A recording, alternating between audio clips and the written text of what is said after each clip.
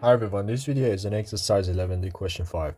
So we have this function 4 sine 2x cos to the power of 4 2x, and so essentially we want to solve this equation because we are asked to find the value of theta. Okay, so first of all we need to integrate the left hand side, and then by substituting the limits we can form an equation and set that equal to the right hand side and find the value of theta. So as you can see, this expression on the left hand side is made up of two different um, sort of functions, because this function 4 sine 2x looks like the derivative of cos to the power of 4 2x. So when that's the case, that's a big sign, which means we need to use the reverse chain rule to integrate this. So our first guess is cos to the power of 5 to x, and that's because we always add 1 to the power of the function that we think is the main function. So now let's differentiate this.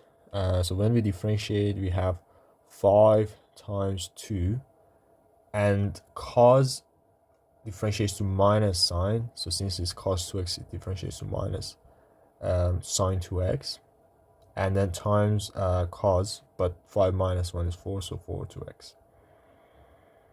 2x. Okay, so this is what we get, and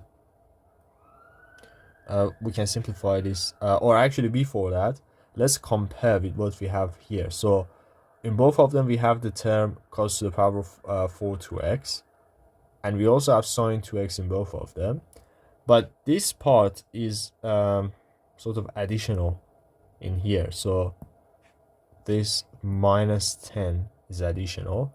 So that simply means that in terms of the correct answer here, there must be another minus 1 over 10, which cancels out with this minus 10. So therefore, when we integrate, actually I forgot to include this 4 term, because so, I mean this number 4. So in terms of our first guess, let's say we also have this 4 cos squared 2x. So since at this point we get, so let me change this part. Yeah, at this point we get 5 times 2, which is 10, and then we also have minus times that, which becomes minus 10. So we want to make some adjustments such that when we multiply a constant by minus 10, then we'll get 4. So that constant must be negative first of all, because the negatives must cancel out. And then what we need to have here is that negative 2 over 5, because when we multiply negative 2 over 5 by 10, then we'll simply get positive 4. So therefore, the answer to the integral is minus 2 over 5 cos to the power of 5 2x. So now that we have found this, so we can now continue by substituting the limits, which are theta and 0, and this is equal to 4 over 5. So we first substitute theta, and that becomes cos of 2 theta to the power of 5, and then when we substitute 0, cos of 0 is just 1. So we have minus 1 here is equal to 4 over 5. Okay, so we can multiply both sides by 5 to get rid of this 5 on the denominators, and then also divide both sides by minus 2. So we'll have cos to the power of 5 2 theta minus 1 is equal to minus 2. And now we just need to solve this equation, which on the right hand side we have minus 1. Okay, so at this point it's all about solving this trigonometric equation.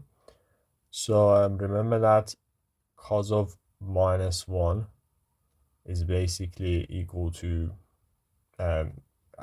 when you do cos inverse of minus 1, then you get theta. Sorry, you get pi. So here we'll have 2 theta is equal to pi. Now, in case you're wondering what happened to the power of 5, I should mention that before actually taking the cos inverse, we can just take the fifth root of both sides, and then remember that the fifth root of -1 is again -1.